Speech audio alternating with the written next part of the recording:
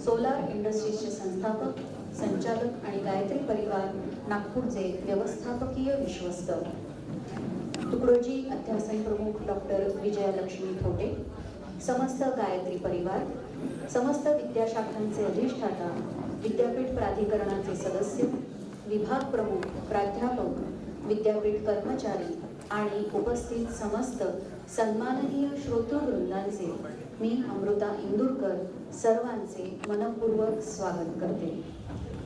व्यासपीठावरील सर्व मान्यवरांना विनंती करते की त्यांनी वंदनीय राष्ट्रसंत तुकडोजी महाराज यांच्या प्रतिमेला पुष्पार्पण करून दीप प्रज्वलन करून कार्यक्रमाचा मंगल प्रारंभ करावा.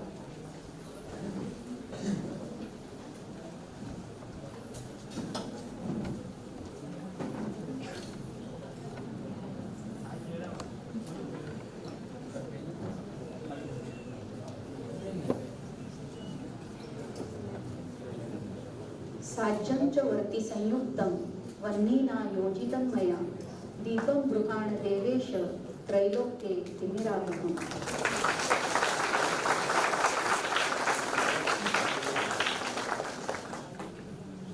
प्रज्वलित केलेल्या दीपज्योतीने त्रैलोक्यातील अज्ञानरूपी तिमिराचा नाश होऊन प्रकाश शक्ती सर्व दूर पसरू दे या प्रार्थनेसह दीपदेवाला नमस्कार असो.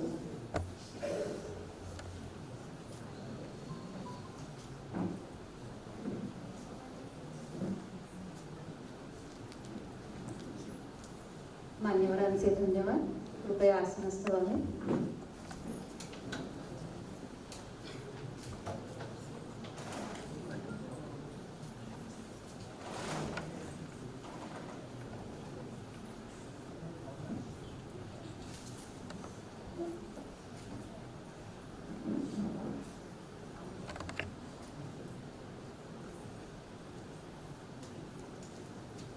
कार्यक्रमाची सुरुवात विद्यापीठ गीताने होईल. कृपया सर्वांनी उभे राहा.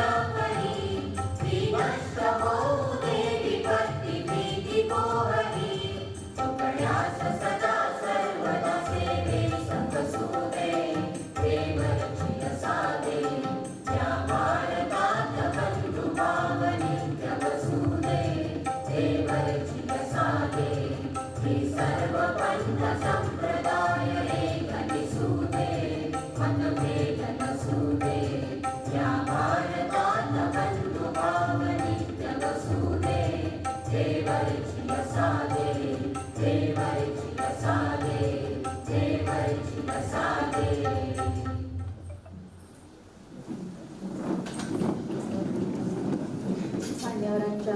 स्वागताकडे वळूया.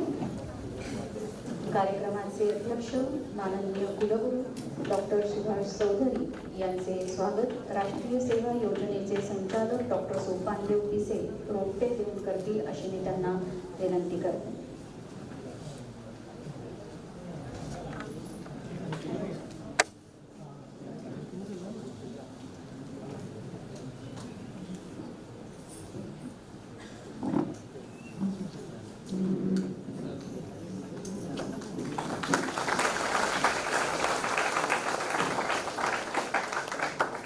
आजच्या कार्यक्रमाचे प्रमुख अतिथी माननीय डॉक्टर चिन्मय पंड्या कुलगुरू देव संस्कृती विश्वविद्यालय हरिद्वार यांचे स्वागत करण्यासाठी मी माननीय कुलगुरू डॉक्टर सुभाष चौधरी सर यांना विनंती करते.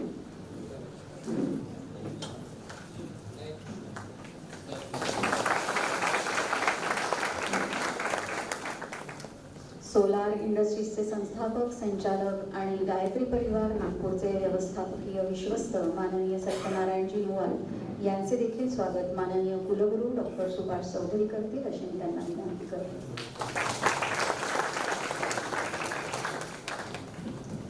यानंतर इथे अजून 2 विशेष स्वागत होणार आहेत आणि हे स्वागत माननीय सत्यनारायणजी नुवाल यांच्यातर्फे होत आहे. मी सत्यनारायणजी नुवाल यांना विनंती करते की त्यांनी गायत्री परिवारातर्फे माननीय कुलगुरू डॉक्टर सुभाष चौधरी यांचे श्रीफळ आणि भेट देऊन स्वागत करावे.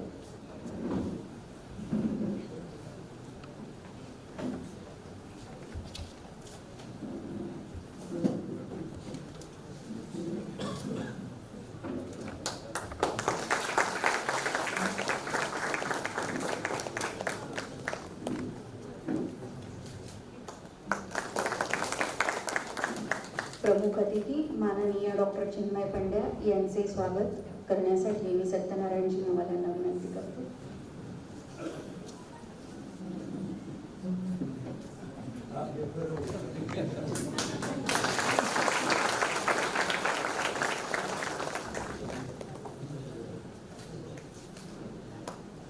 मान्यवरांचे धन्यवाद. बंधूंनो भगिनींनो, राष्ट्रसंत तुकडोजी महाराज विद्यापीठाचे हे शताब्दी वर्ष सुरू असून या शताब्दी पूर्ती निमित्त विद्यापीठ आजपर्यंत भारतीय विज्ञान परिषदेपासून ते उत्तमोत्तम व्याख्यानांचे आयोजन करीत आहे. नागपूर विद्यापीठाच्या शताब्दी महोत्सव समितीने राष्ट्रसंत व्याख्यानमालेअंतर्गत एकूण 12 विविध विषयांवर व्याख्यान पुष्प आयोजित करण्याचा संकल्प केलेला आहे. या 12 व्याख्यान पुष्पांपैकी पहिले व्याख्यान सुप्रसिद्ध नेत्रचिकित्सक पद्मश्री डॉक्टर विकास महात्मे, दुसरे पुष्प उज्जैन येथील सुप्रसिद्ध साहित्यिक मिथिला प्रसाद त्रिपाठी आणि तिसरे पुष्प USA येथील वेदांत सोसायटी ऑफ प्रॉव्हिडन्सचे अध्यक्ष स्वामी योगात्मानंदजी या महानुभावांनी गुंफले. याच शृंखलेतील आज चौथे पुष्प गुंफण्यात येणार आहे. हरिद्वार येथील देव संस्कृती विश्वविद्यालयाचे कुलगुरू डॉक्टर चिन्मय पंड्या यांचे आज उद्बोधन आपल्या सर्वांना मिळणार आहे. या कार्यक्रमाबाबत प्रास्ताविक रूपी अधिक प्रकाश टाकण्यासाठी आणि वक्त्यांचा परिचय करून देण्यासाठी तुकडोजी महाराज अध्यासनाच्या प्रमुख डॉक्टर विजयालक्ष्मी थोटे यांना आमंत्रित करते. धन्यवाद मॅडम. विद्यापीठाची परंपरा आहे, खास करून राष्ट्रसंत व्याख्यानमाला सुरू झाल्यापासून इथे ज्या ज्या महानुभावांनी इथे व्याख्यानपुष्प गुंफलेले आहेत, विद्यापीठ त्यांचा खास यथोचित सत्कार इथे करण्यात येतो. त्या परंपरेला अनुसरूनच आज इथे प्रमुख अतिथी माननीय डॉक्टर चिन्मय पंड्या यांचा मानचिन्ह, ग्रामगीता, शाल व श्रीफळ देऊन सत्कार करण्यासाठी माननीय कुलगुरू डॉक्टर सुभाष चौधरी यांना विनंती करते.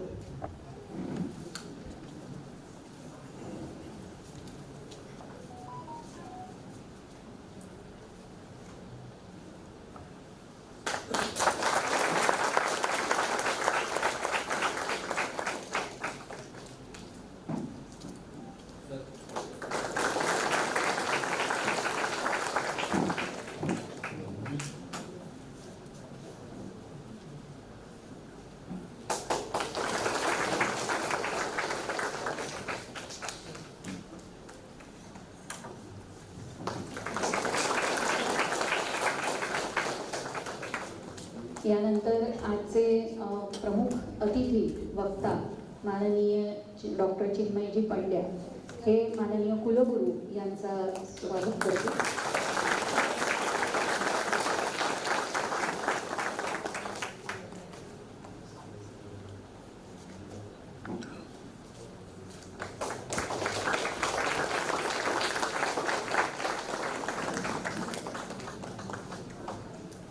धन्यवाद. बंधूंनो, भगिनींनो, शोध घेतला तर या पृथ्वी तलावर असा एक तरी माणूस मिळेल काय की जो पूर्णतः आनंदी आहे? याचे उत्तर नक्कीच नाही असेल. प्रत्येक मानवाला कशा ना कशा दुःखाचा, संघर्षाचा, अपयशाचा, निराशेचा, विफलतेचा, अपकीर्तीचा, दुर्वचनांचा सामना करावा लागतो आणि वाट्याला दुःख येते. स्वाभाविकच त्याच्या जीवनातील आनंद हिरावला जातो. आपल्या अवतीभोवती तर असेही लोक असतात की वाट्याला आलेल्या दुःखामुळे इतके निराशेच्या गर्तेत जातात की आता जगात आनंद उरलाच नाही आहे अशी त्यांची धारणा होते. पण असे म्हणून होत नाही. आपल्या जीवनातून काही कारणास्तव आनंद गेला आहे तर तो वापस आणण्याचे देखील उपाय असतातच. बस गरज असते ती केवळ मनावर ह्या तात्कालिक दुःखाच्या भ्रांतीचा अंमल दूर करण्याची. हे दुःख कसे दूर करायचे आणि हरवलेला आनंद परत कसा प्राप्त करायचा या विषयावर उद्बोधित करण्यासाठी जीवन की खोई खुशियाँ कैसे लौटाए या विषयावरील आजचे व्याख्यान पुष्प गुंफण्यासाठी डॉक्टर चिन्मय पंड्या यांना सादर आमंत्रित करते.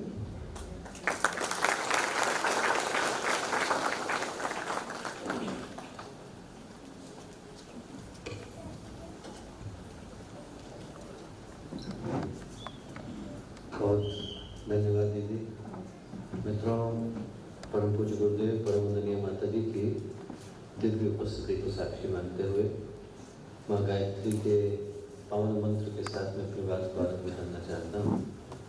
भारतीय वैदिक परंपरा का, भारतीय ज्ञान परंपरा का, भारतीय अध्यात्म परंपरा का गायत्री का मंत्र एक ऐसा अद्भुत, विलक्षण, लौकिक मंत्र है जो एक बड़े गंभीर संदेश को लेकर के अवतरित हुआ है. ऋग्वेद के छठे मंडल से आया, यजुर्वेद के दूसरे, तीसरे और 9वें मंडल से आया. ये जो मंत्र है वो प्रेरणा देता है, स्मरण दिलाता है कि जो मनुष्य का जीवन है वो हम लोगों को एक सौभाग्य के रूप में भी मिलता है और एक संभावना के रूप में भी मिलता है. It's both a blessing but also an opportunity. एक ऐसी संभावना के रूप में मिलता है जहाँ पर यदि चिंतन दूषित हो जाए, व्यक्ति की सोच खराब हो जाए, भावनाएं विकृत हो जाए, तो उसी मनुष्य के जीवन में हम लोग पाप को, पतन को, पराभव को जन्म लेते हुए देखते हैं. व्यक्ति को दुष्ट बनते, व्यक्ति को पापी बनते, अपराधी बनते, व्यक्ति को पशु बनते, प्रेत बनते, पिशाच बनते वक्त लगता नहीं. आकृति नहीं बदलती पर व्यक्ति की प्रकृति बदल जाती है. शरीर नहीं बदलता पर उसकी चेतना बदल जाती है. उसी मनुष्य के जीवन में वो संभावना जन्म लेती है जहाँ पर भूल, भ्रांति, भटकावे, भ्रम के अलावा इंसान के हिस्से में कुछ आता नहीं. और वहीं पर एक और संभावना उसके जीवन में सुरक्षित है जहाँ पर यदि चिंतन प्रकाशित हो, भावनाएं उदार हो, व्यक्तित्व निष्कलंक हो, चिंतन निष्पन्द हो, तो उसी मनुष्य के जीवन में प्रकाश, प्रतिभा, शांति, समुन्नति जन्म लेते हैं. व्यक्ति वही रहता है पर गुरुदेव के नाम से जाना जाता है. व्यक्ति वही रहता है पर राष्ट्र संत टुकड़ोजी महाराज के नाम से जाना जाता है. व्यक्ति वही रहता है पर उसकी चेतना के अंदर आकर विवेकानंद विराजमान हो जाते हैं. जो मनुष्य का जीवन है वो एक ऐसी संभावना है जहाँ पर हमारे जीवन की एक खिड़की पशु होने की तरफ को खुलती है और दूसरी परमात्मा होने की तरफ को खुलती है. नीचे गिर गए तो अंगुलीमाल कहलाते हैं, ऊपर उठ गए तो बुद्ध के नाम से जाने जाते हैं. इसी मनुष्य के जीवन में कंस बनने की संभावना भी है और कृष्ण बनने की भी है, रावण बनने की भी है और राम बनने की भी है. जो गायत्री का मंत्र है वो ये याद दिलाता आता है कि उनमें से हर व्यक्ति अपने अंदर उस संभावना को लेकर के आया है जिसको गुरुदेव ने मनुष्य में देवत्व का उदय, धरती पर स्वर्ग का अवतरण कहा. इंसान के अंदर का देवता जाग जाए, उसके अंदर की भावनाएं उदार हो जाए, चिंतन पवित्र हो जाए, तो इसी मनुष्य के जीवन के अंदर हम लोग देवता को जन्म देते और धरती को स्वर्ग में बदलते देख पाते हैं। करने के लिए सिर्फ एक ही सिद्धांत की आवश्यकता होती है कि हृदय, भावनाएं, चिंतन सही जगह पर सही उद्देश्य के साथ जाकर के लगे। मंत्र वही है, करने के तरीके वही हैं। कई बार तो गुरु भी वही होते हैं पर परिणाम भिन्न हो जाते हैं। परिणाम इस आधार पर भिन्न नहीं होते कि हमने मंत्र बदला, इस आधार पर भिन्न होते हैं कि हमारी पात्रता बदल गई। वही मंत्र होता है, एक व्यक्ति के जीवन में प्रभाव छोड़ जाता है और एक व्यक्ति के जीवन में निष्प्रभावी होकर के रह जाता है। एक संत की कथा आती है। संत थे, शिष्यों ने पूछा कि गुरुदेव एक बात बताइए, वही गायत्री का मंत्र है, उसको बोलकर के विश्वामित्र महर्षि हो गए, हमारे जीवन में कोई प्रभाव क्यों नहीं आता? संत बोले, हाँ प्रश्न अच्छा है पर उत्तर यहाँ नहीं, बाजार के अंदर होगा। लेकर के गए, बाजार में मंदिर बन रहा, कुछ लोग अपने अपने कंधे के ऊपर ईंटें उठा करके ले जा रहे थे। एक व्यक्ति को रोका संत ने, क्या कर रहे हो? गुस्से से आग बबूला हो गया। बोले, आपको दिखाई नहीं पड़ता है? मेरे कंधे के ऊपर बोझा लगा हुआ है, पूछ रहे हो क्या कर रहे हो? अरे भार उठाना हो, क्या कर रहे हो? मैंने कहा अच्छा गुस्सा मत करो। दूसरे को रोका, तुम क्या कर रहे हो? उसने कहा घर में पत्नी बच्चे हैं, उनका लालन पालन करना पड़ता है, रोजगार कर रहा हूँ, मजदूरी कर रहा हूँ, काम काज करना पड़ता है। उन्होंने तीसरे से पूछा क्या कर रहे हो? उसके हाथ श्रद्धा से जुड़ गए। बोले भगवान का मंदिर बन रहा है, मुझे सौभाग्य मिला है कि मंदिर में ईंटें लगा सकूं, मंदिर में ईंटें लगा रहा हूँ। संत बोले समझ में आया, ईंटें तीनों उठा रहे हैं, एक मजदूरी में उठा रहा है, एक मजबूरी में उठा रहा है, सिर्फ एक है जो भक्ति में उठा रहा है। जो भक्ति में उठाता है उसकी लगाई गई ईंट से मंदिर बन पाता है। शब्द वही संरचना है, मंत्र उसके लिए बन पाता है जो हृदय के भावों से उसको कह पाता है। हम लोग हृदय के भावों से उस शक्ति का स्मरण करें जिनको हम लोग सद्ज्ञान की, सद्भाव की, सत्प्रवृत्ति की, सत्कर्म की देवी कह करके पुकारते हैं। इस भाव के साथ कि हमारे जीवन में उस संभावना का उदय हो सके जो संभावना मनुष्य के जीवन को शांति, समुन्नति, उन्नति, उत्कर्ष, उत्थान की ओर लेकर के जाती है। इस पुकार के साथ, इस अभ्यर्थना के साथ एक बार माँ गायत्री का पावन मंत्र साथ साथ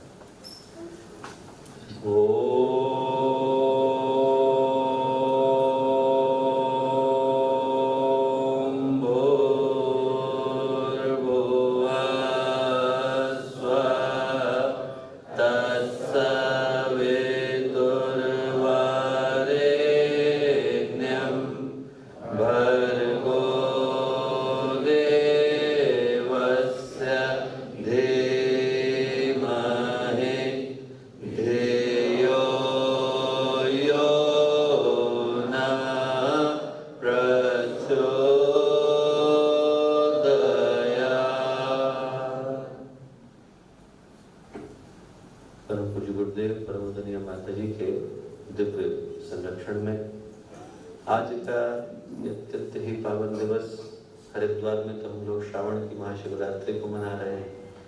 तो आज के इस शुभ दिन जब एक बड़े ही अलौकिक उद्देश्य को ध्यान में रखकर एक ऐसे पूज्य संत जिन्हें न केवल महाराष्ट्र की बल्कि पूरे राष्ट्र की दिशा को बदला, उनकी स्मृति में आयोजित इस व्याख्यान माला के क्रम में आज हम लोग यहाँ नागपुर विश्वविद्यालय में उस अवसर पर उपस्थित हैं जब उनकी शताब्दी का क्रम आज से 1 महीने के अंदर ही संपन्न होने जा रहा है। तो एक ऐसे पवित्र अवसर पर जब गायत्री परिवार की धाराएं राष्ट्र संत तुकडोजी महाराज का अद्भुत कृतित्व ये आकर के नागपुर की इस पावन धरती पर एक स्थान पर मिले, वो यात्रा जो शांति कुंज से हमारी शुरू हुई और गुरु कुंज में आकर के समाहित हुई, वो यात्रा यहाँ पर गुरुदेव की गीता और राष्ट्र संत तुकडोजी महाराज की ग्राम गीता आकर के एक हो जाते हैं।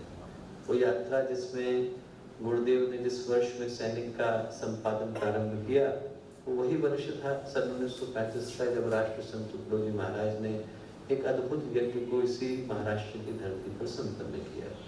तो आज जब दोनों ही धाराएं यहाँ आकर के एक हो रही हैं तो इस पवित्र अवसर पर हम लोगों के साथ मंच पर उपस्थित इस नागपुर विश्वविद्यालय के आदरणीय यशस्वी लोकप्रिय कुलगुरु आदरणीय प्रोफेसर चौधरी जी, आदरणीय नुवाल मामा जी, आदरणीय विजयलक्ष्मी दीदी, यहाँ उपस्थित नागपुर विश्वविद्यालय के सभी आचार्य आचार्यगण, इस शहर से आए सभी गणमान्य अतिथिगण, गायत्री परिवार के सभी वरिष्ठ सम्मानित कार्यकर्तागण, हमारे भाई बहन और प्यारे मित्रों, आज इस पावन अवसर पर उपस्थित हो पाने का और एक बड़े ही गंभीर विषय पर चिंतन कर पाने का अवसर हम लोगों को मिला है।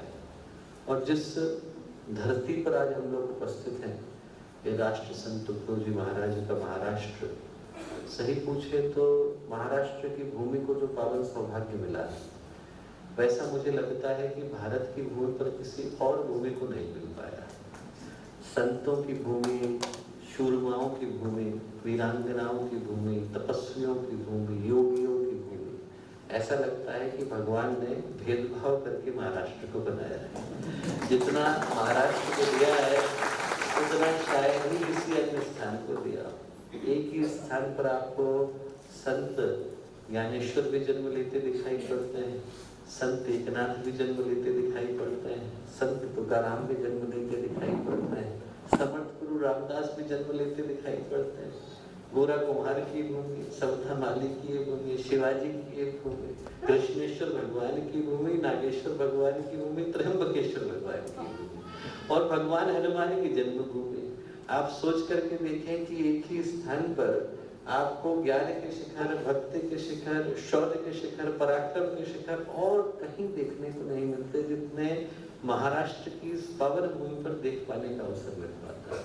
तो आज जब ऐसी पवित्र भूमि पर हम लोग उपस्थित हैं और एक बड़े ही गंभीर विषय को ध्यान में लेकर चिंतन करने के लिए एकत्रित हैं, तो मैं कहूँगा कि आज का अवसर हम में से प्रत्येक के लिए सौभाग्य की संभावना की सूचना को लेकर के आया है। जीवन में अवसर आते हैं, द्वार खटखटाते हैं, पर यदि व्यक्ति द्वार खोलने से मना कर दे तो अवसरों को खाली हाथ लौटना पड़ता है। भगवान भी आ जाए, दरवाजा खटखटाए और मैं ही चटकनी लगा करके बैठ जाऊं, किवाड़ बंद कर लूं, तो भगवान को खाली हाथ जाना पड़ेगा। अवसर को सौभाग्य में बदलने के लिए, जीवन में क्रांति को जन्म देने के लिए, इन अवसरों को जीवन का सबसे महत्वपूर्ण क्षण बनाने के लिए अनिवार्य हो जाता है कि इन क्षणों में भगवान हमारी चेतना के ऊपर जो दस्तक दे रहे हैं उसको सुन पाने की स्थिति में हमारी चेतना। नहीं तो घटनाएं घटती हैं पर हमारे जीवन में किसी क्रांति को जन्म नहीं दे पाती। घटनाओं के मूल्य को, महत्व को, उनके अंदर छुपी अलौकिकता को पहचानने के लिए अनिवार्य हो जाता है कि हमारी चेतना उसको स्वीकार कर पाने की स्थिति में। महाभारत का युद्ध समाप्त हुआ तो युद्ध के समाप्त होने के बाद अर्जुन भगवान कृष्ण के पास गए और जाकर के उनसे बोले कि भगवान, जब आपने गीता कही थी तब मैं बड़े विषाद में था, मैं परेशान था। हो सकता है कि कुछ बातों को सुन पाया हूँ, कुछ को न सुन पाया हूँ। अभी देखिए कागज पेन लेकर के आया, नोट भी बना सकता हूँ। अब आप बोलिए, फिर से गीता एक बार बोलिए, मन शांत है, युद्ध में विजय मिल गई। इस बार हो सकता है कि जो बातें पिछली बार छूट गई हो उनको मैं लिख सकूं। भगवान ने बड़ा प्यारा उत्तर दिया। भगवान ने कहा, अर्जुन, न तो अब तुम हो अर्जुन हो, न मैं वो कृष्ण। न तो तुम विषाद से गिरे हुए अर्जुन हो, न मैं योगेश्वर कृष्ण के रूप में यहाँ पर उपस्थित हूँ, और न ये कुरुक्षेत्र का मैदान है। अब मैं जो भी कहूँगा वो गीता नहीं होगी, फिर भी तुम्हारा मन है तो फिर से कहता हूँ। तो भगवान ने 700 श्लोक की गीता फिर से कही। भीष्म पर्व के अंदर आती है, उत्तर गीता के नाम से जानी जाती है। और बहुतों को पता भी नहीं है कि भगवान के मुंह से महाभारत के ही समय में एक और गीता निकली है। क्यों?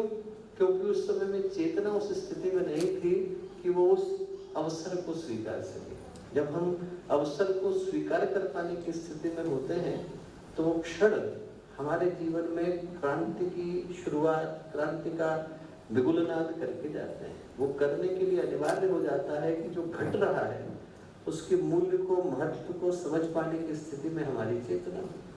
यहीं महाराष्ट्र की भूमि पर 400 वर्ष पहले एक बड़ी क्रांति की घटना घटी। 12 साल के बालक थे, नाम था नारायण। विवाह करने के लिए गए। शादी कराने वाले पंडित ने जैसे ही दोनों के उसको बांधा, दुपट्टे को बांधते से ही उन्होंने कहा सावधान। जैसे ही सावधान कहा वैसे ही नारायण के हृदय में विचार आया, मुझसे सावधान होने को क्यों कह रहे हैं। तुरंत सोचा कि मनुष्य का जीवन है, न जाने कितने वर्ष की प्रतीक्षा के बाद मिला, इसके लक्ष्य का अनुसंधान करना तो अनिवार्य हो जाता है। बस वहां से उठे और जंगल में त्र्यंबकेश्वर के पास जाकर के बैठे। 12 वर्ष के बाद जब दोबारा उठे तो उनका नाम समर्थ गुरु रामदास हो गया था। और घटना कितनी साधारण सी थी। घटना यही थी कि शादी कराने वाले पंडित ने सावधान होने के लिए कहा था। न जाने कितनों को कहा होगा, न कहने वाले सावधान हुए और न सुनने वाले सावधान हुए। सावधान होने के लिए व्यक्ति का समर्थ गुरु रामदास होना जरूरी होता है। जब आज का अवसर आया तो हमें यही याद दिलाता आया कि हम भी सावधान हो जाए। ये जो मनुष्य का जीवन है वो न जाने कितने कष्ट कठिनाइयों के बाद, गुजरने के बाद हमको मिला है। जो लोग शास्त्रों को पढ़ते हैं वो जानते हैं कि 84 लाख योनियों में भटकने की यात्रा हमारे शास्त्र बताते हैं। बड़े भाग मनुष्य तन पावा, सुर दुर्लभ सद्ग्रंथ ही गावा।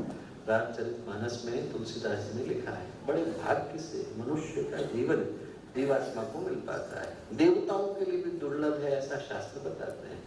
यदि हम लोग शास्त्रों पर भरोसा न करते हो, धर्म में, कर्म में, अध्यात्म में हमारी अभिरुचि न हो, विज्ञान की भाषा में समझते हो, तो भी एक दिन की यात्रा नहीं। 4.6 खरब वर्ष इस धरती को हो गए, उसमें भी एक लंबी इवोल्यूशन की यात्रा है। कभी हम लोग यूनिसेलुलर थे, फिर मल्टी सेलुलर हुए, फिर एक्वेटिक बींग्स बने, फिर एम्फीबियन हुए, फिर रेप्टाइल हुए, फिर प्राइमेट हुए, फिर वो एप बन गया, फिर उस एप के अंदर इरेक्ट पोस्चर आ गया, फिर कॉग्निटिव इवोल्यूशन हो गया, इंटेलेक्चुअल हो गया, इमोटिव हो गया। वो 4.6 खरब वर्ष की यात्रा के बाद तब आज हम लोग यहाँ आकर के बैठे हैं। ये एक दिन की प्रतीक्षा का परिणाम नहीं है। चाहे भाषा हम लोग शंकर की समझते हो या आइंस्टाइन की समझते हो, जो अवसर मिला वो आज के दिन का अवसर नहीं है, न जाने कितने वर्षों की प्रतीक्षा का परिणाम है। ये दिन आज हमको यही याद दिलाता आया कि हम लोग स्मरण करके देखें कि हम लोग किस संभावना को लेकर के आए, हम लोग किस पॉसिबिलिटी को, पोटेंशियल को लेकर के धरती पर आए। हमारे में से प्रत्येक के भीतर वो संभावना विद्यमान है जो हम गीता के अंदर पढ़ते हैं। जब गीता में भगवान अपना विराट रूप दिखाते हैं तो गीताकार के मुंह से निकला है, दिव्य सूर्य सहस्र से, इतना प्रकाश भगवान के अंदर था जितना सहस्रों सूर्य के एक साथ उदय होने पर निकलता है। उस प्रकाश के अंश को लेकर आप धरती पर आए, मैं धरती पर आया, हर प्राणी धरती पर आया। ईश्वर अंश जीव विनाशी, उसी ईश्वर के प्रकाश को, उसी ईश्वर की प्रतिभा को, उसी ईश्वर की शक्ति, सामर्थ्य, बल को लेकर हम में से हर व्यक्ति धरती पर आया। हमारे अंदर वो संभावना है जिसकी उपनिषद के ऋषि कहते हैं, शृण्वन्तु विश्वे अमृतस्य पुत्राय धामानि दिव्यानि तस्तु। अरे सुनो तो सही, अमृत के पुत्र, प्रकाश के पुत्र हो, परम पिता के पुत्र हो, विधाता के पुत्र, भगवान के पुत्र के रूप में हम लोग धरती पर आए। भारत को अमेरिका जाने के लिए पूरे भारत को भेजने की आवश्यकता नहीं होती। जो भारत का राजदूत होता है वो वहां पर भारतीय उपस्थिति का प्रमाण बन जाता है। भगवान को यहाँ आने के लिए हर व्यक्ति को अपना राजदूत बनाने की आवश्यकता होती है। हम में से हर व्यक्ति जो यहाँ आकर के बैठा है वो भगवान के डिविनिटी के एम्बेसडर के रूप में यहाँ आकर के बैठा है। और यदि हम ही अपनी क्षमताओं को सीमित करके बैठ जाएं, हम में से हर व्यक्ति उस देवत्व की संभावना को लेकर के आया, डिविनिटी की संभावना को लेकर के आया, भगवत्ता की संभावना को लेकर के आया, जो और किसी को मिलती नहीं। उपनिषदों के अंदर श्वेत केतु की कथा आती है। छोटा सा बालक था, प्रतिभावान था, पूरे विश्वविद्यालय को टॉप किया, टॉप करने के बाद घर को गया। जब घर को गया तो गुरु को लगा कि देखो इसको अहंकार हो गया। उन्होंने उससे कहा कि बेटा सब जानते हो, सब जानता हूँ, भगवान को जानते हो? बोले श्लोक बहुत सारे बता सकता हूँ। अरे बोले श्लोकों की बात नहीं कर रहा, भगवान को देखा है? बोले नहीं देखा। देखना चाहोगे? बोले हाँ। पानी का गिलास दिया, शक्कर ली, घोल दी, कहाँ गई?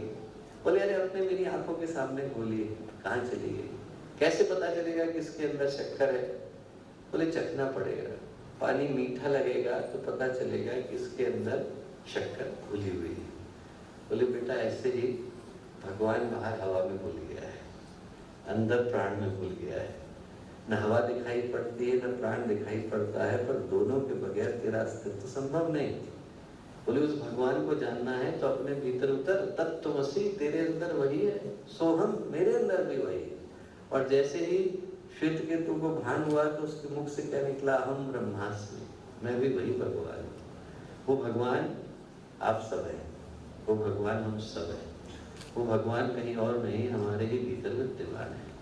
पर जब हम लोग उस भगवान को समाज की दृष्टि से देखते हैं, जो शास्त्रों के प्रमाण हैं, उपनिषदों के वाक्य हैं, अध्यात्म वेदताओं का जीवन है, गुरुदेव का जीवन है, राष्ट्र संत तुकडोजी महाराज का जीवन है, एक से एक महापुरुषों के जीवन को जब हम देखते हैं और उनके सामने एक सामान्य व्यक्ति के जीवन की तुलना करके देखते हैं तो लगता है कि वो देवता कहाँ खो गया, वो इंसान के अंदर का देवत्व कहाँ जुदा हो गया। व्यक्ति बड़ी बड़ी बातों को तो छोड़ दीजिए, सामान्य सुख भी ढंग से नहीं भोग पाता है। वो शरीर जिसकी इच्छाओं की पूर्ति के लिए, कामनाओं की पूर्ति के लिए व्यक्ति दर दर भटकता है, ऐसा कोई कुकर्म नहीं, पाप नहीं, हिंसा नहीं, गलत काम नहीं जो करने से व्यक्ति चूकता हो। क्यों? शरीर के सुख भोगों की प्राप्ति के लिए। उस शरीर के अंदर आज स्थिति ये आ गई है कि एक एक शरीर के अंदर, एक एक व्यक्ति के शरीर के अंदर इतनी बीमारियां आ गई हैं कि जितनी आप मेडिकल की टेक्स्ट बुक में पढ़ नहीं पाते हैं। गोलियां तो व्यक्ति को 20 खानी पड़ती हैं, रोटियां 2 ही खा पाता है। शरीर की जो जिजीविषा है वो पूरी तरह से खत्म हो गई। गुरुदेव के उद्बोधन में मैं पढ़ता था कि गुरुदेव के जो पिताजी थे वो हर एकादशी के दिन आंवल खेड़ा से निकलते थे और जो गंगा जी का तट था वहां जाकर के स्नान करते थे, वहां बैठ करके गीता के एकादश अध्याय का पाठ करते थे, विष्णु सहस्त्रनाम का पाठ करते थे, फिर आते थे और उसके बाद आके घर का काम करते थे। और यात्रा कितनी होती है? 42 किलोमीटर की। 42 किलोमीटर की यात्रा सहजता से हर एकादशी के दिन वो पैदल किया करते थे, लौट के आते थे। आज की तारीख में आदमी बिस्तर से भी नीचे बिना तकलीफ के नहीं उतर पाता है। तो हम लोग बड़ी बड़ी कंपनियों का पढ़ते हैं कि उनका हेडक्वार्टर कहाँ है, बेंगलोर में, उनका हेडक्वार्टर कहाँ है, मुंबई में, उनका हेडक्वार्टर कहाँ है, पुणे में, उनका हेडक्वार्टर दिल्ली में। बीमारियों का हेडक्वार्टर कहाँ है? इंसान के अंदर। सारी की सारी बीमारियों का हेडक्वार्टर इंसान के अंदर आ गया। सर्दी है, जुकाम है, फ्लू है, ये तो जैसे फैशन में आ गए। एक सीजन में नहीं होते तो आदमी को खाली खाली लगता है कि इस बार तो हुआ ही नहीं, पता नहीं क्या हो गया। और वो जो डायबिटीज है और लिपिड की बीमारी है और कोलेस्ट्रॉल है, वो तो वो बिग बाजार के बाय 1 गेट 1 फ्री के ऑफर में मिल रहा है। आप डायबिटीज के साथ लिपिड की बीमारी भी ले आइए, कोलेस्ट्रॉल भी ले आइए, वो भी मिल जाता है, मेटाबॉलिक सिंड्रोम भी मिल जाता है। शरीर व्यक्ति का चला गया और मन के अंदर कितना तनाव आ गया, मन के अंदर इतनी समस्याएं आ गई, दिल में, दिमाग में, दफ्तर में, घर में, परिवार में व्यक्ति इतनी स्ट्रेस लेकर के बैठ गया है कि मुस्कुराना भी भूल गया है। वो दिन दूर नहीं है कि आपको म्यूजियम खोलना पड़ेगा, 500 रुपए का टिकट लगाना पड़ेगा, लोग लाइन में लगे हुए हैं, क्या देखने के लिए जा रहे हैं, अंदर एक आदमी मुस्कुरा रहा है, मिलते नहीं। एक आदमी मुस्कुराता मिल जाए और सड़क पे से गुजर जाए तो उसको देख करके 20 को टेंशन हो जाती है कि भले आदमी को क्या मिल गया जो हमें नहीं मिला है। इतनी स्ट्रेस, इतनी टेंशन आदमी की जिंदगी में आ गई। छोटे व्यक्ति को अलग टेंशन है, बड़े व्यक्ति को अलग टेंशन, रिक्शे वाले की अलग टेंशन है, अरबपति की अलग टेंशन। हम लोग बम्बई में थे तो एक सज्जन आया, वो बहुत परेशान, बोले भैया इस बार तो बहुत नुकसान हो गया। कितने का हो गया? मैंने पूछा, बोले 1 करोड़ का हो गया। अरे मैंने कहा गुरुदेव अगली बार कॉम्पनसेट करेंगे। उनकी पत्नी बोली कि भैया इनकी बात मत सुनना। मैंने कहा क्यों? बोले अरे 15 करोड़ का फायदा सोच करके बैठे थे, 14 करोड़ का फायदा हुआ। 1 करोड़ का नुकसान नहीं हुआ पर 15 करोड़ का फायदा सोचा था तो 14 करोड़ का फायदा, 1 करोड़ का नुकसान नजर आ रहा है। पर मनुष्य का मन ऐसा हो गया, हमारे पास इतनी स्ट्रेस और टेंशन आ गई कि व्यक्ति के पास टेंशन नहीं है तो व्यक्ति टेंशन को खोजना चाहता है कि आज तो मिली नहीं, तो आदमी कहीं से ढूंढ करके आता है कि हमारी जिंदगी में टेंशन थी, कहाँ चली गई भाई, आज पता तो नहीं भूल गई, कहीं गलती से टेंशन को आना था। व्यक्ति का शरीर गया, मन गया, भावनाएं इस कदर हो गई कि व्यक्ति इतना संवेदनशील हो गया है कि छोटी छोटी बातें व्यक्ति के दिल में इतनी गहरी चुभ जाती है। इसीलिए कुछ कह दिया, आदमी घर से निकलता है, रेल की पटरी के नीचे जाके कट जाता है। घटना छोटी सी थी पर व्यक्ति के दिल में इतनी गहरी लग जाती है कि वो उससे ऊपर नहीं पाता है। अब जब हम इन घटनाओं को घटता देखते हैं, एक तरफ उन शास्त्रों की परिभाषा को पढ़ते हैं जहाँ पर ऋषियों ने, मुनियों ने इसको देव दुर्लभ बताया है, और जब आसपास की जिंदगी को देखते हैं, आदमी छोटी छोटी परेशानियों में उलझा है, शरीर गया, मन गया, जिंदगी की खुशियाँ चली गई, चेहरे के ऊपर एकदम परेशानी आ गई, कंधे के ऊपर बल आ गया, तो लगता है कि गलती कहाँ हो गई, वो जिंदगी की खुशियों को कौन छीन करके ले गया। और जब ये प्रश्न उभर करके आता है तो उसके समाधान के लिए दोस्तों जिस पहली चीज को स्मरण करने की आवश्यकता है कि व्यक्ति उसकी कीमत को भूल जाता है जो ऊपर वाले ने हमें दिया। जो दिया है वो अपने आप में पर्याप्त दिया है। सबसे पहले तो उसकी कीमत को स्मरण करने की आवश्यकता है। गुरुदेव ने एक बहुत प्यारी बात कही, ये कहा कि जो जिंदगी की सबसे बड़ी देन है वो जिंदगी ही है। लाइफ की जो सबसे बड़ी गिफ्ट हो सकती है, उपहार हो सकता है, वो जिंदगी ही हो सकती है। ये चली गई तो हमारे हाथ में कुछ नहीं रह जाता है। जो सबसे बड़ी कीमत है वो उसको पहचानना जो ऊपर वाले ने हमें दे करके भेजा है। जो दे करके भेजा है उसकी कीमत अपरिमित है। एक पुस्तक गुरुदेव ने लिखी प्रज्ञा पुराण, बाहर आप लोग जाएंगे तो बाईं तरफ को रखी भी हुई है। और उस प्रज्ञा पुराण में गुरुदेव ने कहानी लिखी कि एक व्यक्ति था। वो जो व्यक्ति था उसने कहीं पर पढ़ा कि हमारे गांव में जो नदी बह रही है उसके किनारे बहुत सारे पत्थर पड़े हैं। पत्थरों में से एक पत्थर पारस का पत्थर है, हमको मिल जाए उसको लगा। अब कैसे मिल जाए, दिखने में तो सारे एक जैसे लगते हैं।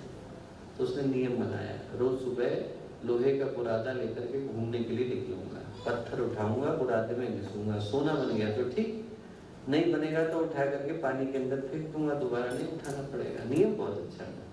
समस्या क्या थी? मनुष्य का मन। मनुष्य के मन के साथ समस्या है कि किसी भी काम को आप हफ्ता भर करो, आदत में बदल जाता है। पहले दिन आदमी भगवान के मंदिर में जाता है, इतनी अच्छी भावना होती है, क्यों करेंगे सब याद होता है। एक हफ्ते के बाद आदत पड़ जाती है, पुष्प चढ़ाना है, अच्छा चढ़ाना है, घंटी बजानी, वापस आ जाना है, क्यों? व्यक्ति भूल जाता है। वैसे ही उसके साथ हुआ। एक हफ्ते तक तो याद रहा, क्यों जाना है, क्यों पत्थर उठाना है, क्यों घिसना है, क्यों पानी के अंदर फेंकना है। एक हफ्ते के बाद आदत पड़ गई। हफ्ता गुजरा, महीना गुजरा, साल गुजरा, 10 साल गुजरे, 20 साल गुजरे, पत्थर उठाया, बुरादे में घिसा, पानी के अंदर फेंका। 200 मीटर आगे बढ़ा और देखा कि वो जो बुरादा था वो सोने में बदल गया था, हाथ का पारस का पत्थर चला गया था। वैसे ही मनुष्य का जीवन है। भगवान ने पारस के पत्थर के रूप में दे दिया। बनाना हो तो विवेकानंद बनने के लिए, गुरुदेव बनने के लिए, महर्षि अरविंद बनने के लिए, तुकडोजी महाराज बनने के लिए, रमण महर्षि बनने के लिए यही अवसर है। नहीं तो कब चेकआउट का नोटिस आ जाएगा कोई जानता नहीं है। किसी भी दिन ऊपर वाला कह देगा बहुत दिन रह लिए, मोबाइल का जो सेट है उसको स्विच ऑफ करने का समय आ गया, ये चलता हुआ मुंह बंद हो जाएगा, आवाजें चली जाएंगी।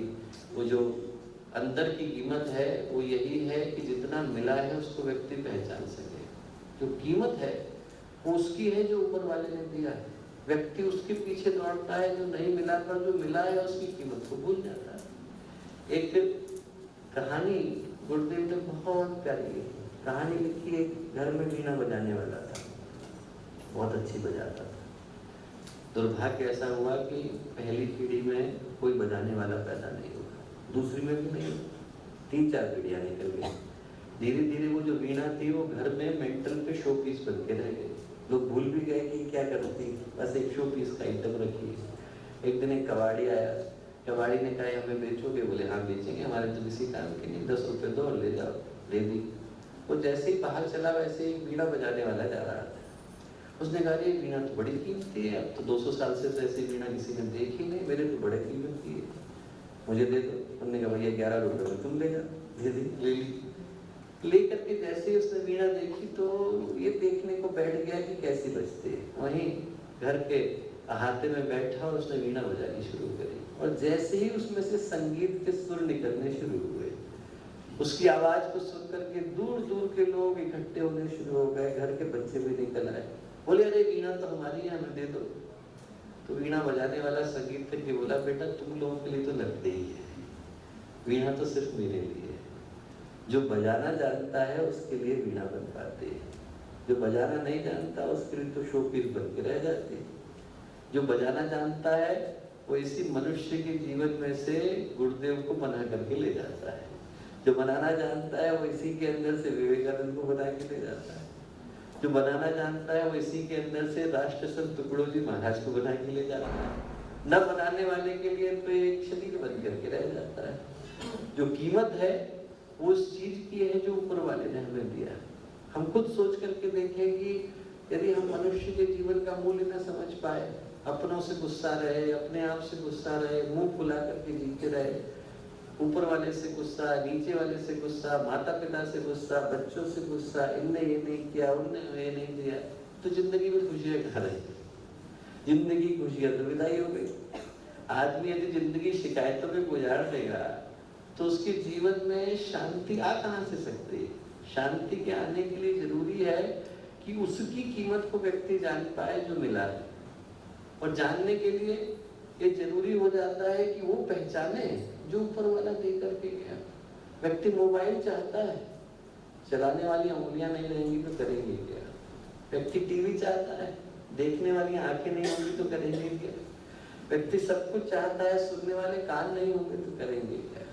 ये जो ऊपर वाले ने दिया वो इतना कीमती दिया कि जरा से बाल झड़ने लग जाते हैं तो व्यक्ति को शरीर की कीमत समझ में आ जाती है। आप सोच के तो देखिए, अभी तो पूरा का पूरा शरीर है और आदमी के जीवन में से थोड़ा सा हिस्सा जाता है कि व्यक्ति को शरीर की कीमत समझ में आ जाती है कि ऊपर वाले ने हमें दिया क्या था। जो दिया है वो बहुमूल्य है, कीमती है, उसकी कोई तुलना नहीं। एक व्यक्ति की कथा आती है, कैम्ब्रिज से डिग्री लेकर के आया, बहुत बड़ी डिग्री थी, गांव को गया। गांव में जैसे ही गया वैसे ही रास्ते में बाढ़ आई हुई थी, आज की तरह का समय था। तो उसने नाव चलाने वाले से कहा कि भैया पार ले चलोगे? बोले ले चले।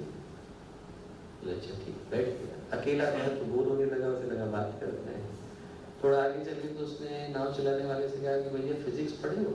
बोले नहीं प्रॉब्लम, समय नहीं है, फिजिक्स का नाम ही नहीं सुना। बोले अरे तुम्हारी चौथाई जिंदगी बर्बाद की, फिजिक्स ही नहीं पढ़ी तो क्या पढ़े? थोड़ा और आगे गए, केमिस्ट्री पढ़ी है? बोले नहीं नहीं केमिस्ट्री नहीं पढ़ी। अरे बोले तुम्हारी आधी जिंदगी बर्बाद की, एब्सोल्यूट वेस्ट ऑफ टाइम, कुछ भी नहीं किया तुमने। बोले अच्छा। थोड़ा और आगे गए, मैथमेटिक्स पढ़ी है? बाबूजी नाम ही पहली बार सुन रहे हैं। बोले आज तो हम मैथमेटिक्स तो नहीं पढ़ी। अरे बोले तुम्हारी 3/4 जिंदगी बर्बाद की, 3/4 of your life is gone into waste. थोड़ा और आगे गए तो नाव चलाने वाले ने कहा बाबूजी तैरना आता है आपको? बोले नहीं। बोले आपकी पूरी बर्बादी, नाव तो डूबने वाली है। बोले मैं तो तैर करके निकल जाऊंगा, आप कैसे जाएंगे? वैसे ही हम सोचें कि हमारी नाव भी तो भवसागर में फंसी हुई है। पार जाने के लिए वो जानना जरूरी हो जाता है जो भवसागर से पार लेकर के जाए, जीवन की कीमत समझ में आए। पर व्यक्ति ढूंढता उन चीजों के पीछे है जो आज तक किसी को मिली नहीं। भागने वाले अनेकों आए, अनेकों चले गए। व्यक्ति को लगता है जमीन प्यारी है, जमीन पर दावे करने वाले बदल जाते हैं, जमीन वही की वही रहती है। दुर्योधन ने कहा सूच्यक्रम नहीं बदास्या में बिना युद्ध, सुई की नोक के बराबर जमीन बिना लड़े नहीं मिलने वाली है। वो सुई की नोक के बराबर जमीन को अपना समझने वाला दुर्योधन तो परलोक से धार गया, जमीन वही वही रह गई। जमीन किसी के साथ जाती नहीं। 100 रुपए का नोट ही है, व्यक्ति सोचता है हमारा है, फिर थोड़ी देर में तो रिक्शे वाले का हो जाता है, फिर पान वाले का हो जाता है, फिर किसी और का हो जाता है। देखते देखते वो नोट ही अपने दावेदार बदल देता है, घर बदल जाते हैं। शर्मा जी के जाने के बाद आत्महत्या थोड़ी कर लेता है मकान के, आपके बगैर नहीं रह पाऊंगा, उसके में आप किसी को लाके रख दो, दुश्मन को लाके रख दो, बैंक को लाके रख दो, किसी को रख दो, मकान किसी का नहीं होता। व्यक्ति उसे अपना समझता है। जिंदगी की दौड़ उन चीजों के पीछे चली जाती है जो हमारी अपने आज तक हुई नहीं। आदमी को शांति मिलने वाली थी भीतर, ढूंढता है बाहर। आदमी को शांति मिलने वाली थी अपनत्व में, आत्मीयता में। आप सोच के देखिए इससे बड़ी विडंबना क्या होगी कि आदमी भूखा तो भावना के लिए, प्यासा प्रेम के लिए, चाहता प्यार है, भागता वैसे के पीछे, मिलेगा कैसे? आदमी की जिंदगी उस दौड़ में चली जाती है जहां आज तक किसी को मिला नहीं। वो एक मैक्सिम गोर्की ने बड़ी प्यारी कहानी लिखी है, 6 फीट अंडरग्राउंड। कहानी है किसान की। पढ़ा उसने कि एक गांव में जमीन मुफ्त में मिल रही है। अरे मुफ्त में मिल रही है तो मैं भी लेकर के आता हूँ। गया, गांव के प्रधान से पूछा आप जमीन मुफ्त में दे रहे हैं? बिल्कुल मुफ्त में दे रहे हैं। क्या करना पड़ेगा? कुछ नहीं करना पड़ेगा। सुबह का सूरज उगेगा, हम आपको 4 डंडियां पकड़ाएंगे, पकड़ करके आप भागना। बोले जितना उत्तर में भाग जाओ उतना भागना, पहली झंडी गाड़ देना, पूरब में दूसरी गाड़ना, पश्चिम में तीसरी गाड़ना, दक्षिण की चिंता मत करो। बोले हम लोग खड़े हैं, जितना नाप लिया वो सब आपका है। बोले बस? बोले हाँ। फिर आज तक किसी को मिला क्यों नहीं?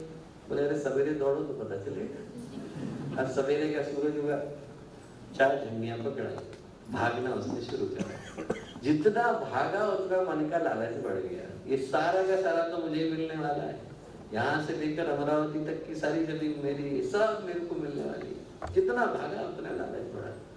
फिर उसको लगा कि एक दिन खाने के बगैर रह लूंगा, खाना फेंक दिया। एक दिन पानी के बगैर भी रह लूंगा, पानी फेंक दिया।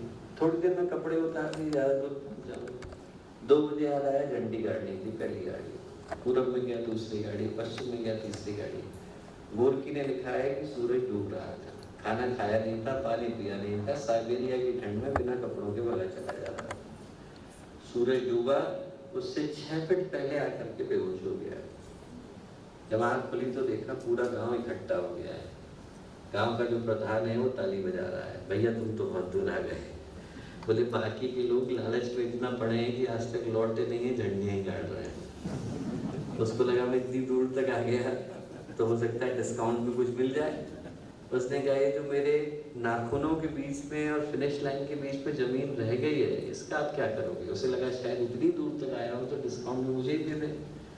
गाँव का प्रधान बोला तुम्हारे मरने की प्रतीक्षा कर रहे हैं, इसमें तुम्हारी कब्र खोदेंगे, तुमको गाड़ेंगे, इतनी ही जमीन तुम साथ लेकर के जाते हो, 6 फीट अंडरग्राउंड। आदमी इससे ज्यादा लेकर के जाता नहीं है, पर भागता बहुत तेजी से जाता है। दुनिया की ऐसी कोई दौड़ नहीं जो चिता के पार ले जाती हो, पर व्यक्ति तब भी दम पूरा लगाता है। दौड़ते समय में ये याद रखने की आवश्यकता है कि दौड़ क्यों रहे हैं। जो उद्देश्य है वो ये कि बाहर की दौड़ में व्यक्ति उसको न भूल जाए। यदि जिंदगी की खुशियों को पाना है तो पहले उसको ढूंढना होगा जो मिला हुआ है। जो मिला हुआ है वो बेशकीमती, जो मिला हुआ है उसकी कोई कीमत नहीं। गुरुदेव ने कहा कि यदि जीवन की खुशियों को पाना है तो व्यक्ति को बाहर नहीं, भीतर की कीमत को पहचानना होगा।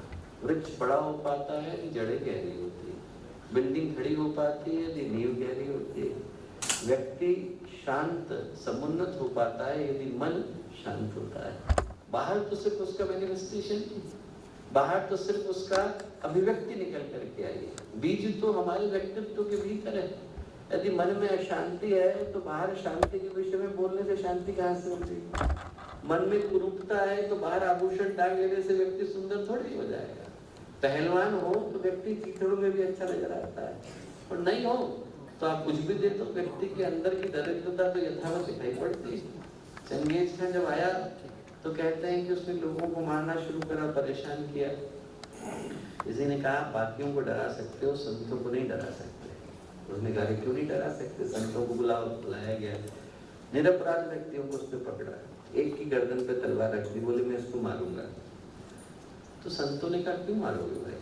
बोले तुमको डराना चाहता हूँ। संत बोले हम लोग डरते नहीं, उसके लिए बेगुनाहों को मारने का क्या मतलब है? बोले तुमको पता नहीं कि मैं कौन हूँ? बोले हाँ जानते हैं। कौन हूँ मैं? बोले चंगेज खान। तुम्हें पता है मेरी कीमत क्या है? बोले हाँ पता है। क्या है? संत बोले 50 रुपये। क्या बात कर रहे हैं? बोले 50 रुपये का कुर्ता पहना है मैंने। तो संत बोले उसी की कीमत बता रहे हैं भैया, तेरी कोई कीमत नहीं। फिर आदमी बाहर की कीमत को भीतर की कीमत समझ के बैठ जाता है। जो कीमत है वो मनुष्य के व्यक्तित्व की है, नहीं तो अंदर से तो व्यक्ति शून्य ही हो जाता है। विवेकानंद ने कहा कि मानवता चली गई, इंसानियत चली गई, तो सिर्फ व्यक्ति को दफनाना बाकी रह गया। He is dead, he is no more. अब उसके बाद उस दिन की प्रतीक्षा करिए जिस दिन सिर्फ शरीर को जलाना बाकी रह गया। जो यात्रा है वो भीतर की यात्रा है, उसकी कीमत निकल करके आती है जब व्यक्ति स्मरण कर सके कि जो ऊपर वाले ने दिया वो कितना बेशकीमती दिया। हमारे जीवन की खुशियां लौट पाती हैं दोस्तों यदि हम दूसरों को खुश करना जान जाते हैं। यदि दूसरे के चेहरे पर खुशी ले आए तो हमारी खुशी का कारण बन जाता है।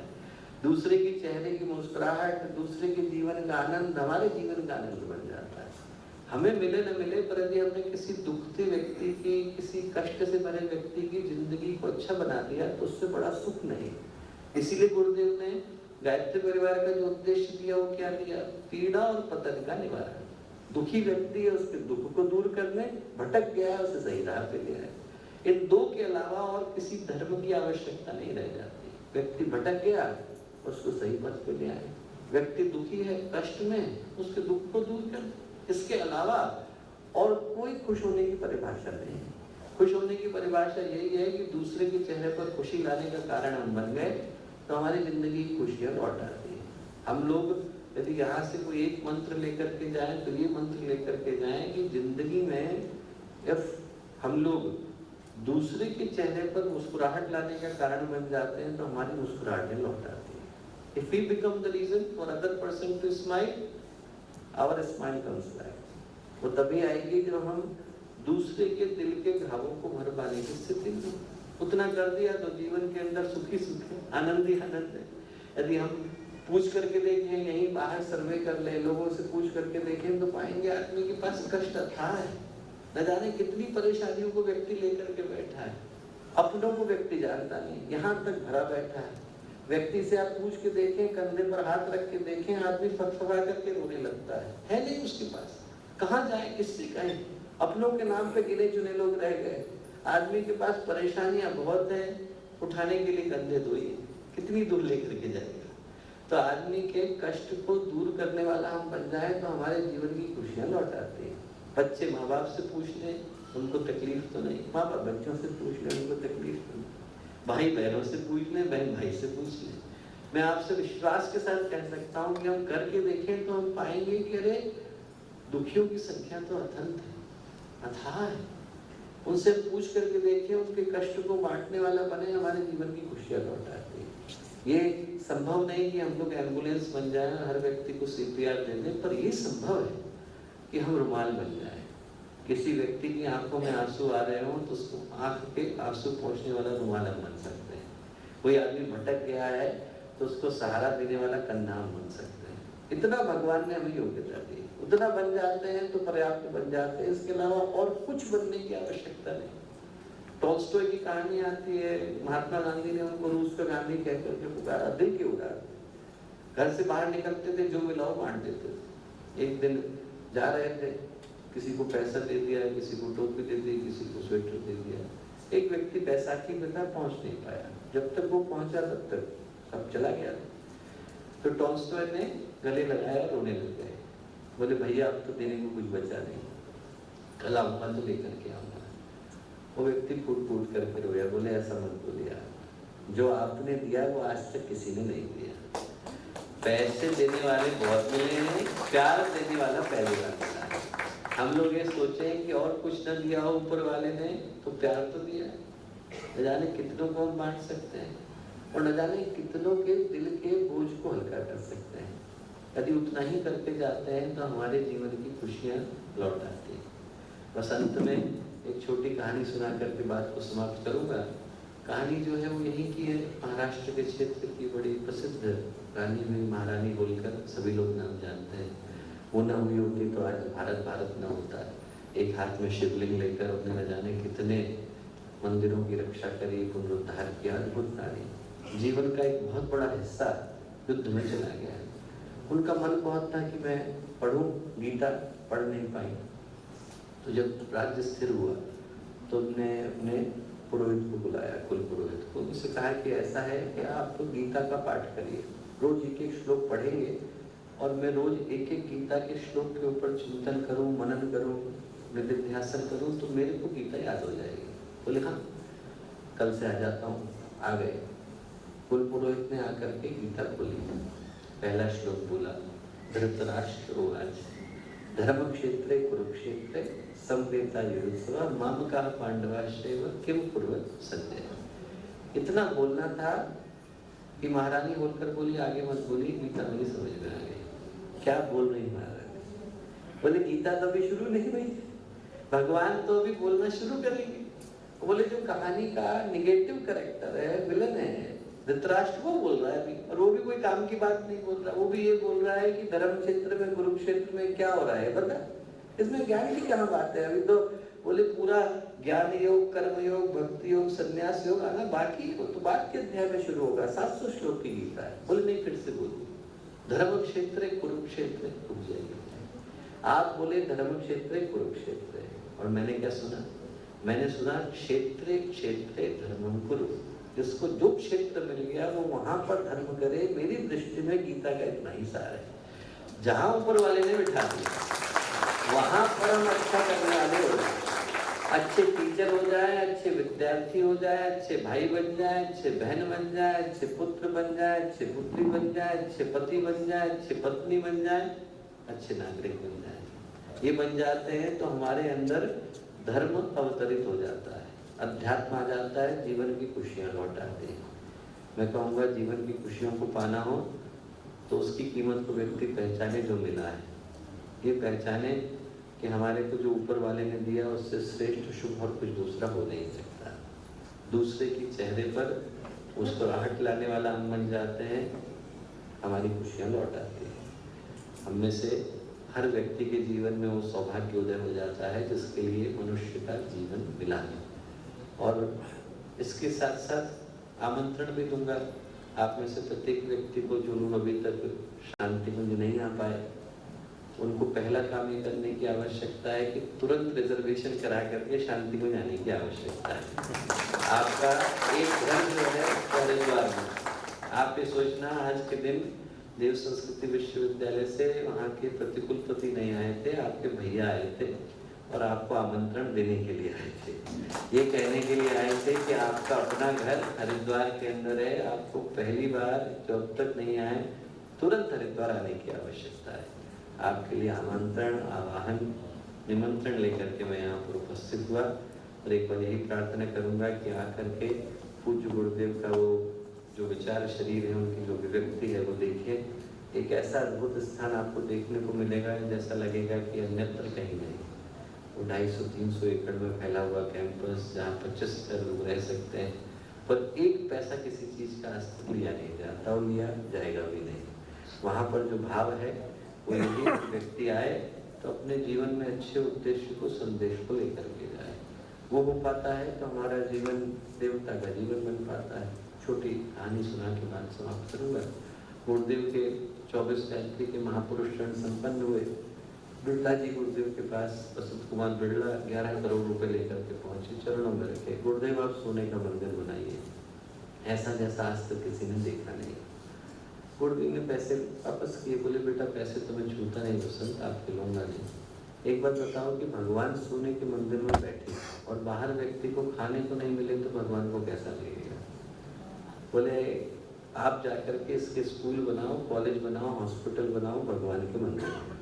बोले मुझे बिठाना होगा तो भगवान को सोने के मंदिर में नहीं, लोगों के दिल के अंदर बिठा करके आओ। लोग उनसे मिले और उनको लगे कि आज हम लोग मंदिर होकर के आए, उनसे मिले और उनको लगे कि यदि इनके जीवन में वही शांति थी जो मंदिर के अंदर होती है, इनकी वाणी में वही मिठास थी जो मंदिर के प्रसाद में होती है, इनके व्यक्तित्व में वही सुगंध थी जो मंदिर की अगरबत्ती में होती है। वैसे व्यक्तित्व बनाने का मेरा मन है। तो हम में से प्रत्येक व्यक्ति वो मंदिर बन जाए तो जीवन की खुशियाँ लौट आती हैं। आप में से हर एक को पुनः भाव भरा आमंत्रण। इतनी देर तक इन बातों को आपने अपने धैर्य और शांति के साथ सुना, संडे के दिन सुना, अपना कीमती समय निकाल करके आए, उसके लिए आप सबको हृदय से पुनः धन्यवाद।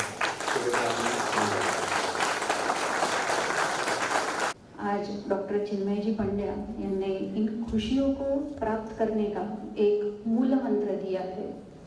If you become a reason behind person's happiness, then you can become happy. Sir, Marathi में संत तुकाराम का नाम आप जानते होंगे। संत तुकाराम, जगत गुरु संत तुकाराम, इन्होंने भी आनंद की व्याख्या की है।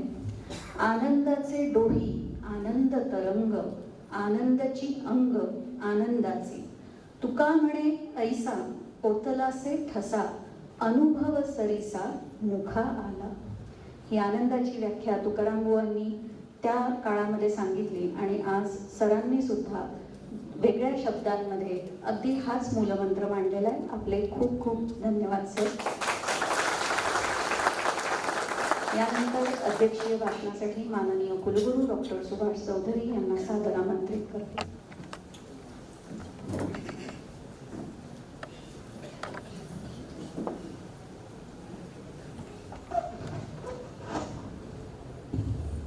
वंदनीय राष्ट्रसंत तुकडोजी जी महाराज तथा पूज्य गुरुदेव, इनको आदर के साथ नमन करता हूँ। आज के इस कार्यक्रम में प्रमुख वक्ता के रूप में सम्माननीय डॉक्टर चिन्मय पंड्या जी यहाँ प्रमुख अतिथि के रूप में उपस्थित सन्माननीय श्री सत्यनारायण जी नवाल, यहाँ उपस्थित सभी भक्तगण, महानुभाव, गायत्री परिवार के सभी सदस्य और भाई बहनों, अभी जो आपके सामने आध्यात्मिक विषय पर जो यहाँ उद्बोधन हुआ है, जो बात कही है, ऐसे महान विचारक उनके सामने कुछ कहना इस विषय पे मतलब सूरज के सामने दिया दिखाना जैसा होगा। मैं इस विषय पे भाष्य करना उचित नहीं समझता, लेकिन हाँ ये बात सही है कि जो बातें इन्होंने कही हैं अपने जीवन में, हम सबको तो समझता है, बार बार समझ में आता है, लेकिन कहते हैं मराठी में कहते सगळं पण वळत नहीं। ये सारी चीज़ें हम सभी के जीवन में हम बार बार अनुभव करते हैं। बहुत अच्छी बात कही है कि आकृति नहीं पर प्रकृति बदल जाती है। जितनी व्यक्ति होगी उतनी प्रकृति जरूर होती है, और ये निसर्ग का नियम भी है। अगर जंगल में, बाग में हर तरह के फूल नहीं हो गए तो वो शोभा नहीं देता, इसीलिए हर प्रकृति के व्यक्ति यहाँ नजर आते हैं। अब इसके साथ जो बात है कि जिंदगी में अगर खुशी चाहिए हो तो व्यक्तियों को बाहर के नहीं, अपनी अंदर की उपलब्धता को देखनी चाहिए। ये सच्चाई है और हम सब इस बात को यहाँ बांध कर चलेंगे। आशा है कि आज के इस उद्बोधन में, आज के इस एड्रेस से हम सब के मन में जो एक बादल छाए हुए थे अपेक्षाओं के, वो दूर हो गए होंगे। कहीं तो भी हमको अभी लग रहा होगा कि नहीं है, अब हम इस रास्ते चले। इस छटे हुए बादल फिर से न मंडरा है, ये अपेक्षा मैं यहाँ करता हूँ। और आगे का जीवन आपका सुखमय हो, सुखी हो, और आपकी ज़िंदगी में खुशियाँ फिर लौट आने के लिए आप इन्हीं के मार्गदर्शन पे कार्य करेंगे, ऐसी अपेक्षा करता हूँ। और मैं धन्यवाद व्यक्त करता हूँ राष्ट्रसंत तुकडोजी महाराज विद्यापीठ की ओर से कि आदरणीय डॉक्टर चिन्मयानंद जी पंड्या ये यहाँ उपस्थित हुए हैं और हम सबको यहाँ एक अच्छा उद्बोधन हम लोगों को एड्रेस किया है उन्होंने। और राष्ट्रसंत तुकडोजी महाराज के शताब्दी वर्ष में उनकी चौथी एक जो लेक्चर सीरीज है ये यहाँ पर प्रस्तुत की है। ऐसे राष्ट्र संतों के या संतों के विचारों का जो मालाएं घूमना, ऐसे 12 टोटल हमको इस शताब्दी वर्ष में पूरा करना है।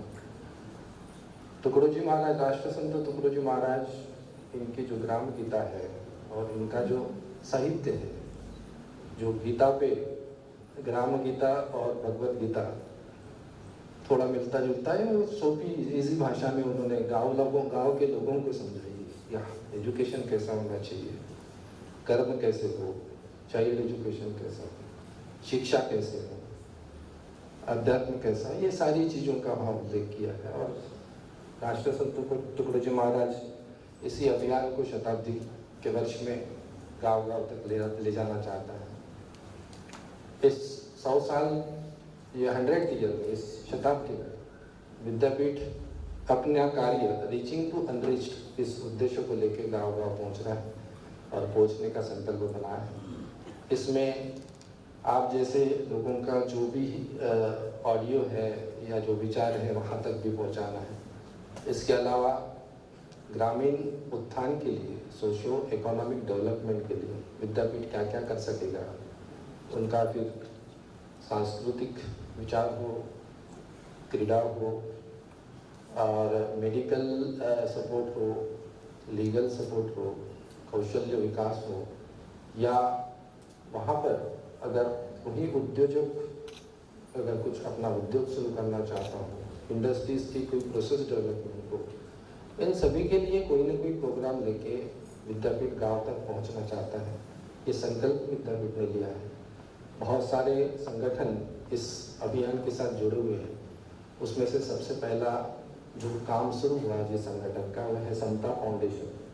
गांव गांव जाके मतलब 20 ऐसे कॉलेजेस सिलेक्ट किए हैं जहां पर हम अपनी सेवाएं मतलब गांव तक पहुंचाना चाहते हैं। उसमें अभी महिलाओं के लिए विशेषतः गर्ल्स के लिए फैशन डिज़ाइन कोर्सेज का फ्री ऑफ कॉस्ट वहाँ ट्रेनिंग दिया जा रहा है, स्किल डेवलपमेंट। उनका ट्रेनिंग होने के बाद वहाँ एक क्लस्टर, गारमेंट क्लस्टर भी ओपन होगा। और ऐसे दूर दराज गांव में ये सब चालू करना है, क्योंकि विद्यापीठ के करीबन 500 कॉलेजेस हैं और गांव-गांव में या तो फिर 10, 15, 20 गांव मिलके एक कॉलेज है। तो ऐसा बहुत बड़ा नेटवर्क विद्यापीठ का है और उस नेटवर्क को हम यूज़ करना चाहते हैं, क्योंकि डिग्री देना, परीक्षा लेना यही विद्यापीठ का सीमित कार्य नहीं है, बल्कि यहाँ का सोशो इकोनॉमिक डेवलपमेंट हो, इस उद्देश्य को लेके इस शताब्दी वर्ष में हम बाहर निकले हैं। तो उस अभियान में 1 जुलाई को जो पहला कार्यक्रम शुरू हुआ है, उसमें उसके बाद 4 जुलाई को दूसरी जगह से 20 अलग अलग जगह हैं। वहाँ पर cataract surgery, eye checkup, free चश्मे का वहाँ पर वितरण होगा। उसके साथ साथ उनको लगने वाले जितने ई श्रम कार्ड हो या फिर वो उनके लिए जो हेल्थ इंश्योरेंस कार्ड बनाना हो, सारी मुफ्त सेवाएं वहाँ उपलब्ध होगी। आने वाले आसपास के जितने भी 20-25 गाँव हैं, कंप्यूटर लिटरेसी के लिए भी वहाँ पर फ्री ऑफ कॉस्ट ये सब। तो ये संस्थाएं आ गए, ऐसे 5-6 संस्थाएं आगे हैं। एक प्रस्ताव ब्रह्म कुमारी आश्रम से भी आया है कि नशा मुक्त भारत का अभियान इस शताब्दी वर्ष में वो भी लेना चाहते हैं। गाड़ी यात्री परिवार से भी अगर जुड़ना चाहते हैं तो हम सेवा के रूप में गांव-गांव में आपको जो भी आपकी जो भी विशेषताएं हैं या जो भी आपके पास रिसोर्सेस है, हम वो जरूर लिंक अप कर सकते हैं। हमारा काम है कनेक्ट द डॉट्स करना, क्योंकि हम सारे जितने भी रिसर्च सेंटर है, जो भी संस्थाएं हैं, जहाँ जहाँ जो जो काम हुआ हो वहाँ तक पहुँचाना चाहते हैं। हमारे पास मैन पावर नेटवर्क है, बाकी रिसोर्सेस और जो कैपेसिटी है या टैलेंट है या फिर जो भी रिसर्च है, वो हमारे माध्यम से या गवर्नमेंट की योजना है। क्योंकि हमारी कलेक्टर से भी बात हो चुकी है, कमिश्नर से भी बात हो चुकी है। अब ये 4 अगस्त को हमारा जो विद्यापीठ 100 साल पूरे करके 101वें साल पे पदार्पण कर रहा है, उस कार्यक्रम पूरा साल भर चलेगा। और ये शताब्दी का कार्यक्रम ऊपर वाली की कृपा से इसका जिसको कहेंगे कि हेड ऑफ द इंस्टीट्यूशन, ये मैं मेरा सौभाग्य मानूंगा कि वो मेरे हाथ से हो रहा है। और मैं कुलगुरु के नाते इस शताब्दी वर्ष में ये कार्यक्रम गांव-गांव तक पहुंचाना चाहता हूँ। और आप सभी को मेरा ओपन इन्विटेशन रहेगा कि परोपकार या तो फिर इस जन कल्याणकारी कार्य में अगर आप लोग अपना सहयोग देना चाहते हैं तो विद्यापीठ आपका स्वागत करता है। और आज के इस कार्यक्रम में आप सभी यहाँ उपस्थित हुए हैं एक अच्छी संख्या में और बहुत शांति से ये आपने पूरा प्रोग्राम सुना है, ग्रहण किया है, इसलिए फिर से एक बार धन्यवाद। और आपके जीवन में फिर से खुशियाँ लौट आए और कभी न दुख पास में आसपास भटके, इस आशा के साथ मैं यहाँ अपने 2 शब्दों को विराम करता हूं। धन्यवाद।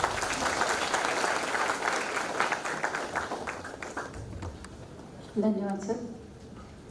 या कार्यक्रमाचे संयोजनाची जबाबदारी ज्यांच्यावर होती आहे त्या अध्यासन प्रमुख डॉक्टर विजयालक्ष्मी थोटे यांचं स्वागत मगाशी राहून गेलं। त्यांचं स्वागत करण्यासाठी मी जयश्री काळे यांना विनंती करते की त्यांनी थोटे मॅडमचं स्वागत करावं। गायत्री परिवारातर्फे.